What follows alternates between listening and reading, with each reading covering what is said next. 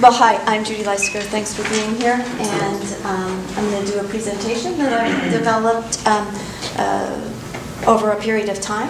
And my colleague and doctoral student, Zaira Arvelo Alicia, is here, and Angela Miller is not here, but they've both been critical to helping me think about this.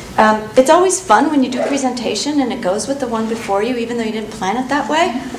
So we're not going to talk about the use of visual images in terms of what children are constructing. Rather, we're going to look at how children read visual images as a way of looking at reading engagement.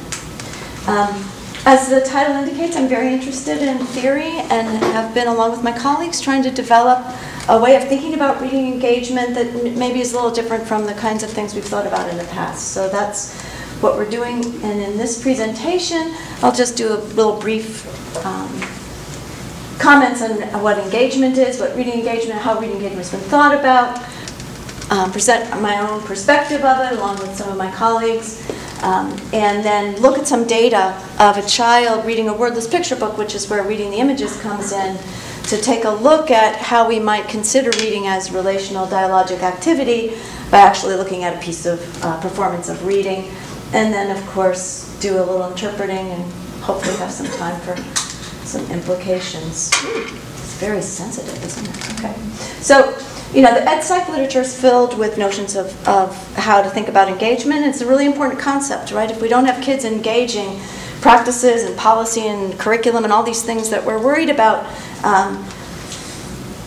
don't matter a whole lot if the kids aren't engaged. So thinking about what engages children is an important project of educational theory and practice, and it's been addressed in lots of ways. Often it's thought about as having behavioral, cognitive, and emotional components. What's interesting to me, and what we'll come back to if I can, I got it, is that the emotional part is generally about enjoying the academic task rather than having some sort of feeling about the involvement one has experienced when one is in that task. It's kind of like from the outside in. And also the sort of assumption methodologically is that we rely on self-report quite a bit to talk about engagement. So much of the working engagement asks people after the fact, asks children and adolescents after the fact in a questionnaire form, were you engaged in this activity? How did it feel to you? Blah, blah, blah, blah. Rather than sort of trying to capture it in the moment. So that's kind of what we've tried to do here. And in fact, Fredericks, Blumenfeld, and Paris suggests there's a real need for the integration of these things as dynamically related elements. And my own perspective is the only way to do that is to see it in action. So what's reading engagement? There's a lot of work on reading engagement. There was a center in the early 90s at the University of Maryland that focused only on reading motivation and engagement. And of course, those two constructs are directly related, or they're often thought of being as directly related. And so a lot of the work that came out of that said that these kinds of things that have to do with reading engagement, the use of cognitive and metacognitive strategies, and basically that was conceived of as the way we go about understanding text, and our ability to do it is engaging for us. And affect, again, was considered, but primarily about how we feel about the task, choice and control of the task, interest in involvement are all things that are thought to be important to reading engagement. And we'll come back to the idea of interest and involvement. So why dream up something new? That's always a question, right? And if your students is launching your journey, people will ask you, so what, when you ask your big questions, right? So why do we need to theorize beyond what we already have? The views that we have of reading engagement right now tend to be situated in individual information processing models and focus only on academic achievement and the accomplishment of tasks, all of which are important things. But we know now that it's not the whole ball of wax, that how happy human beings are, how involved they are matters, and that we understand learning as more broadly situated in a social learning environment. So social and relational aspects of reading, also which are considered critical to 21st century literacy, such as perspective taking, are not really addressed by these models. And also, this is kind of my favorite thing, like if we find something interesting or we're involved with characters, why? And that's not really fully explained by these models. So Again, along with colleagues here and at other universities, we're thinking about reading engagement as requiring a theory of a person reading, a theory of the activity of reading, and a theory of the text as the person's reading. And of course, I won't go into detail on all of that today. So, briefly, this is grounded in some rendition, some version of sociocultural theory.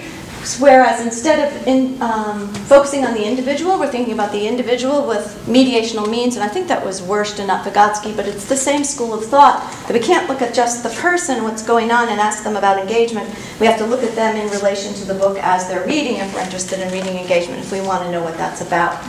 So we have to look at the activity of reading as well, the relationship between the self and the text. And Rosenblatt is famous for this theory where she thought, I'll show you a picture of it in a minute, where she really talked about the transactional model of reading, where the reader and the text have some sort of an interaction. She called it a transaction, where the reader is constructing meaning, and the meaning does not reside only in the reader or only in the text. It's interpretive, right? So that's what she talks about. What we'll see as we look at our young reader later, and what's important to this in my own thinking, is that when one apprehends the text, when you're involved with the book, and think about this in your own fiction reading, for example, you kind of lose yourself for a minute, right? Or for more than a minute, and you wonder, how did so much time go by, or where am I? Because you've displaced some aspect of yourself and some aspect of what theorists sometimes call the here and now, to be in this vicarious world and take up someone else's identity. Sometimes we call that character identification when we're talking about reading. So we take up characters as new voices of the self. And this, it results in a sense of sharedness. We have this thing that feels good when we're reading, which is an intersubjective experience, really, where the subjectivities or the personhoods in fiction reading, I'm talking about particularly, are meeting the subjectivities of who we are. And we're kind of having this conversation in this vicarious world. So that's kind of the theorizing about activity of reading in a nutshell. And we'll talk about text as a dialogic object in a minute. But this idea of a person reading, one thing that's critical to that is thinking about the person reading as a dynamic entity in and of itself, or ourselves. Right, so this is based on really a more constructivist and view of self as not a static entity, but a dynamic event that we're always ever changing. And people have written a lot about the idea of intersubjectivity as a part of that relational aspect of who we are. And intersubjectivity, again, is this notion that we connect to others in ways that are sometimes just intuitive, where who you are meets who I am. And we feel that both in social interactions, and we feel that, I'm arguing, when we're doing fiction reading. And psychologists across spectrums, from psychoanalytic psychology to constructivist psychology, talk about intersubjectivity as not, not only a condition of our humanness, it's not just what makes us human because we need to be together. Sorry, I overspoke it, but it is a primary need. It's a primary motivational system essential for species survival. So this idea that we want to connect to other people isn't just touchy-feely. If we didn't do it, we never would get this far. We wouldn't be surviving in the 21st century. It's also related to this idea of theory of mind, which I'm also interested in, which is the idea that not only am I connected to you, but I can imagine what you're thinking and feeling. That, and that we're so dependent on our relationships. If we can't do this, we don't have very good relationships, right? If I can't imagine that, boy, you're feeling bored right now, or you're feeling sad right now, and I'm in a relationship with you, I'm in big trouble, because I'm not going to be able to respond very well. Well, some people have studied this, and they realized that this was an evolutionary adaptive capacity that came about at a time when the population exploded. And so again, in order to get along, in order to get stuff done, in order to not starve, we said, we got to understand what that person is thinking or feeling, or we just might not make it. And then in the neurosciences, we're getting this really interesting data, and this is kind of a fun concept, the idea of mirror neurons, but it just again shows how the self is this dynamic relational being. The things that I initiate in myself are experienced, and if I watch someone else do it, they're experienced neurally very similarly.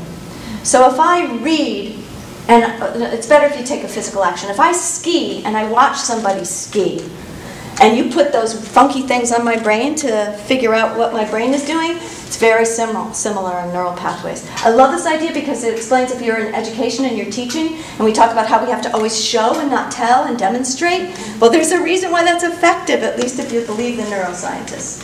And I do because it's just fun stuff. Okay. So here's this reader-text relationship again. Here's the person reading. Here's the text. And when our subjectivities meet, we get this cool little text self-connection as an intersubject experience, and in some crazy way a sharing of consciousness. And I know that's a little phenomenal logic, but I think the way that I always come back to testing that is asking people when they just read their best last piece of fiction, did they feel like they were sharing an experience with the character? And lots of people say yes, right? So what I'm interested in here, but I won't talk about today, is that I think these are social interactions, but they're vicarious ones. So if you subscribe to any of the Vygotskian notions and those that came after him, we think that these social interactions help us develop, right? So this may suggest that reading could help us develop. That's not what this talk is about, though. All right, so these texts then are also these objects with which we can converse.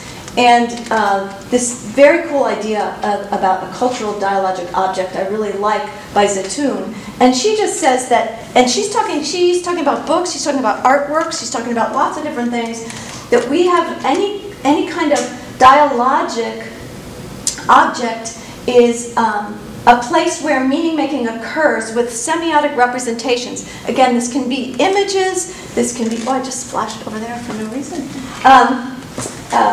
It just has to be a meaning-making endeavor.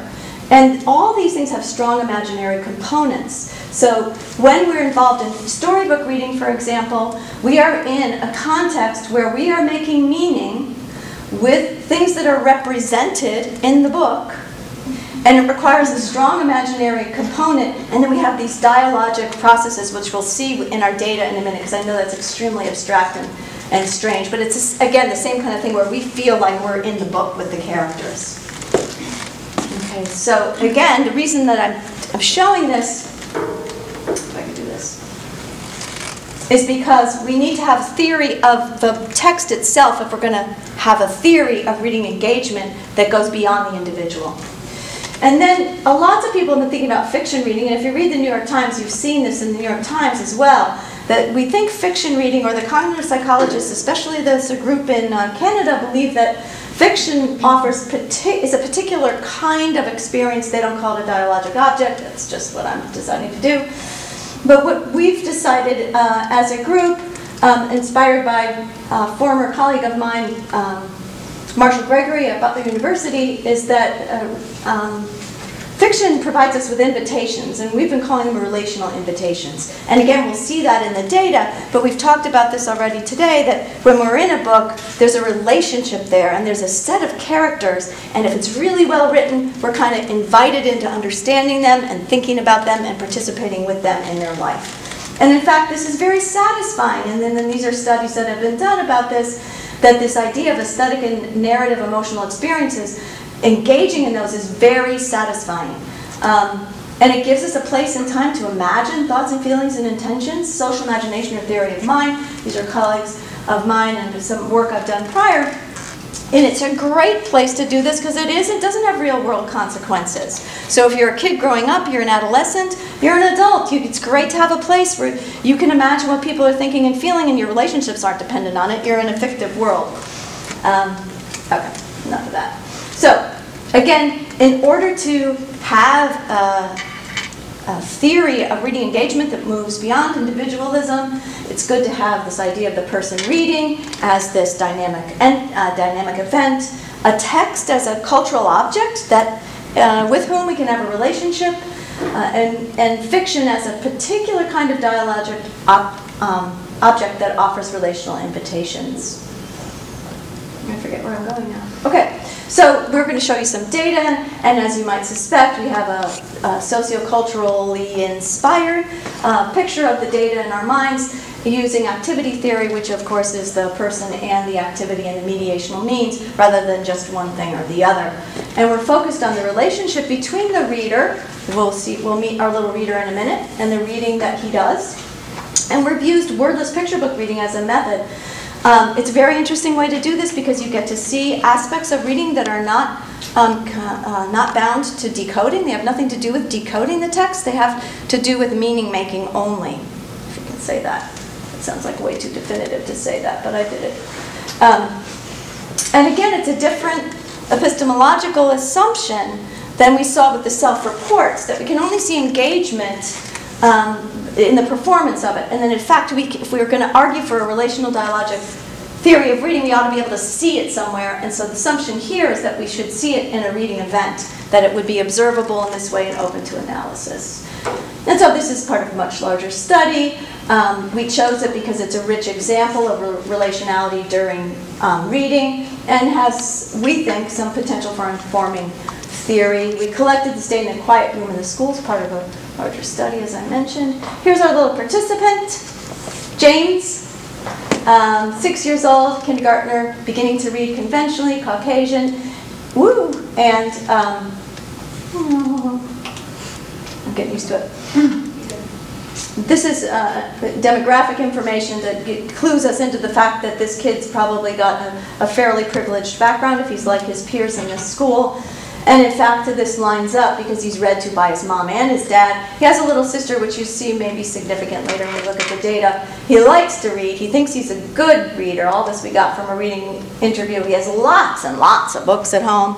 And right now, he's reading Hop on Pop and Magic Treehouse, which if you know those books, Hop on Pop is like a Dr. Seuss decodable nonsense kind of book, and Magic Treehouse is a chapter book, you know, typical of second, third grade readers. So he's doing it all, as far as we know. Okay, so here's James, and he's reading this crazy book called I Had Measles, which I've used. Now we probably have 100 kids reading this book. And it continues to inform and delight us. And I'm going to try to read like James, and then I'm going to hand it over to my colleague Zaira to show you a little bit of the analysis. The caveat, or the thing I need to say about this book is I realize that it's dated. I realize it's problematic in some ways. But for the purposes of seeing relationality, it's really a good one. So we have to tell the kids what measles are, and we say it's like chicken pox. They don't know what that is either. And, you know, it's really, so we just say, it's when you're sick and you feel really yucky and you got stuff on your body that bugs you. And they get that. Okay, so this is what the book actually looks like. And this is the text the child gave us when we said, read this book to us. Come awake, sister, come awake. Let's have fun, it's a beautiful day. I'm sick and tired. Why can't you come outside? It's so beautiful. See him shifting positions there? Mom, she doesn't want to come. I think there's something wrong. Sweetie, I think you have the measles. And he reads it like this. It's incredible. Let's let you sleep for a while. But I want her to play, Mom. Can we play, please, please? Notice how much of what the child is doing is only suggested by the pictures. He's just invented so much. And you can see him doing a lot relationally, which we'll look at in the analysis. A few minutes later, she was taking her temperature. It was really high. She had a fever. Her dad brought her some stuffed animals and some juice. Drink this. You'll feel much better. And then he says under breath, you'll feel much better. So she drank it and she felt a little better, but she still needed to sleep. Her brother was playing with his dog, and she saw her. I'm trying to figure out what he means there, but I feel better, Mom. But I think you still have the measles, so I think you should stay in bed. Now, can I? Dad, can I come out of my room? No, sweetie, you can't. Can I draw, Dad? No, I don't want you to get your brother sick when you get germs on the crayons. We had a lot of fun thinking about that one. I feel better. Can we read a story now? Yes, sweetie, we can. The end. Well, I hope you can just intuitively see that that child is relating to this book and is establishing lots of having relational experiences in this book. But we're going to look specifically at what we did with this analysis. And I'll turn it over to Zaira. A few things we did We started by, of course, watching the video. We do have a camera that captures all the facial expressions that James is doing in the book reading, how he's performing these characters, how the voices are shifting. We had the transcript that was more or less what Professor Lysaker included in the bottom. And we sat down independently, Angela Miller, Dr. Lysaker, and I. We coded for instances where James was attributing thoughts, feelings, emotions, and also intentions to the book characters that he was seeing. So a few things we noticed was that he was taking the position of the little girl. He was acting as the baby boy. He was thinking of what the dad might be saying, and also what the mother might be saying. That was the first step we took. Judy, is it possible to go to the one that has the full transcript with the color? Before you look at these? Yes. Click, I think it's move, the next one. Yeah. There you go. Please. Oh, there we go. All right. It's good. Can we maybe click down here and minimize it a bit? That little minus sign. There we go. Good. Can you read it now? It's a little small, but we'll try. So a few things we tried to do was color code for our narrator. As you can see, character 1 is up here. So character 1 is boy and is blue, and it happens throughout the reading. We have character 2 being the sister, character 3 being the mother, character 4 being the dad, and we try to use the terms that he used. It was usually mom, dad, sister. And we also wanted to look at the amount of thoughts that were attributed in each one of these little transcript excerpts. And we conceived of thoughts as anything that was invented, that was made up from the reader in regards to that image. And as you can see, this is a ton that he created. Let's remind you, this is a kindergartner.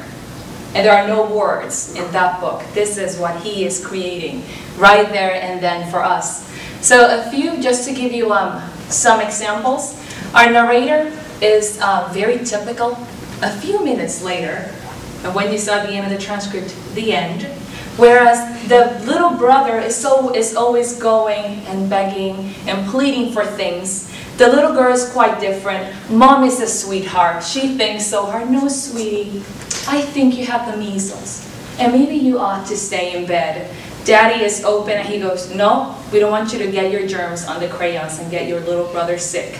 So there's a lot that's going on, and he's successfully inhabiting all of these characters. So we decided to go back and look at the transcript separately. Maybe that's the point where we can... I just want to point out one thing here in this middle column. These are the relationships that the child is creating within the story. So we tried to, I obviously do this, but also just say, if we're trying to show that reading is relational, what are the relationships that are being created? And then in some places, he's creating relationships, not just creating it, but creating the relationship between that character and this character. So when he says, Mom, she doesn't want to come, I think there's something wrong. We're calling that meta-imagination or social understanding, because he's not only just imagining who the mom is and what she's about, and that he's the little boy, but he's imagining that the little sister doesn't want to come. So he's imagining the relationships between the characters in the book. And that this is, if you could hear him read, you would... and also, if I may add, Judy, the little boy is genuinely concerned for the sister. And is saying, Mom, in case you haven't seen it, she's sick. So there's a lot that's going on in this particular reading. You can go, I think Dad is pretty interesting. So what we did was collect the dialogue per character and make separate documents. And if I may add, we used a qualitative software in Vivo. So we coded for the mother, we coded for the dad, we coded for the sister and the brother, and we just told Vivo, pull out anything that was said by dad, anything that was said by little brother or sister, and that's how we came to these in the order that they were added or created by a reader. So as you can see, Dad, we decided to call him sort of managing and authoritative.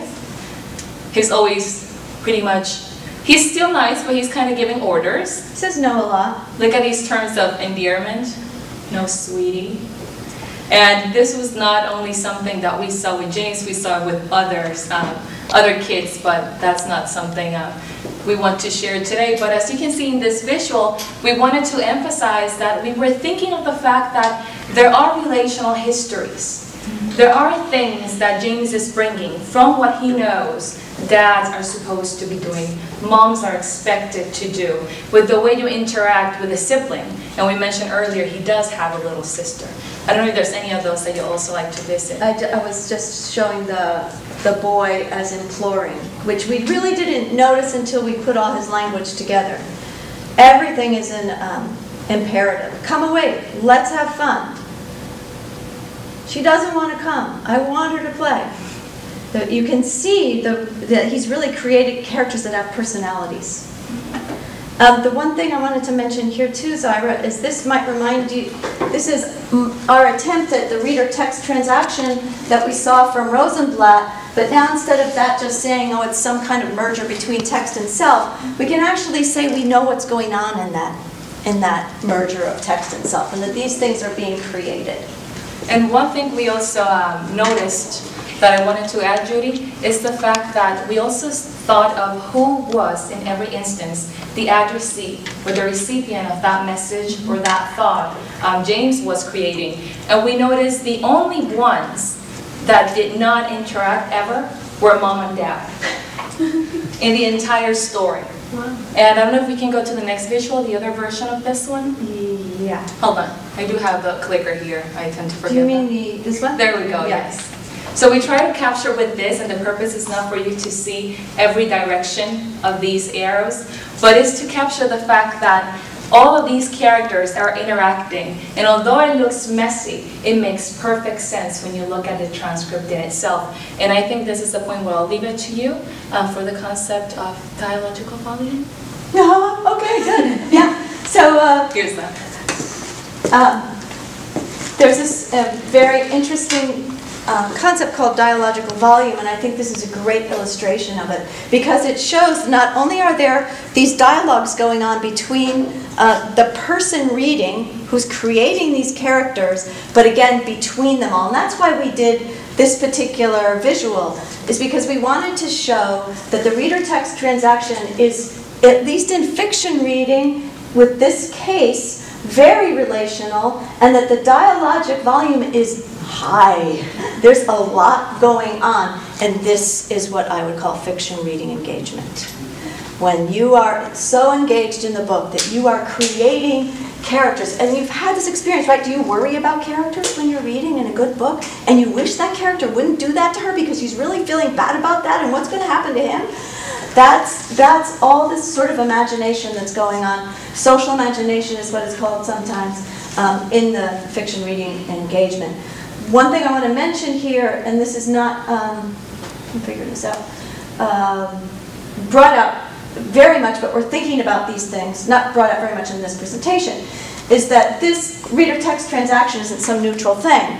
As Zaira was saying, our relational histories are kind of pushing on this transaction, or they're shaping it. Our past reading experiences, you can tell this little guy's been read to. He sounds like this was a first take. This was not rehearsed. This is, come into this room and would you read this book to us? You know, so this is quite remarkable. The social context and his past social experiences and cultural practices, you can see, clearly it's a what do you call it? A family with a mom and dad both present, with two little kids, what used to be referred to as a typical family, which isn't anymore. But he probably comes from a family that kind of looks like that. And so what we're really interested in as well is to see how cultural practices and relational histories shape what that's doing. And we have kids from all kinds of backgrounds in this study. So we're pretty excited about that. All right, so what did James do? We've talked about it. He connected to the emotional states of characters. He expressed worry and concern. He imagined their thoughts and feelings. He constructed relationships between characters. He has characters thinking about other characters and what they're thinking. It's very metacognitive right here. He has a lot of flexibility. Iser calls this wandering viewpoint and considers it very critical to literary response. I wonder how critical it is to reading engagement, what the difference there is. Again, the role of relational history and relational discourse that, like Sweetie, I bet if I interviewed the parents, somebody calls somebody Sweetie in that household, right? So there's some complexity of fiction reading engagement here. We're working on this sort of theoretically. If we think that that slide I just showed you is very concrete, what is James doing? If we step out and try to abstract from that and get an informed theory, which is the purpose of looking at this particular data, there's a couple of things going on that I'm thinking about now in terms of levels of engagement. One is this sort of immediate emotional response, what Keene calls narrative empathy, a vicarious, spontaneous sharing of affect, provoked by witnessing another's state, and we know the mirror neurons are going crazy there. But that's what happens when you look. Picture books, images are so good at this, but you look at that, you may have an immediate emotional response. You don't have to think much. Something happens in you emotionally, then you start going from there. So that's going on with James, we think, when he looks at the images. And again, as Ira mentioned, we have video of him regarding the images, so it really helps us. But then he's also establishing these intersubjective relationships. So he is imagining what other people are thinking and feeling. He is having a relationship with them by imagining who they are.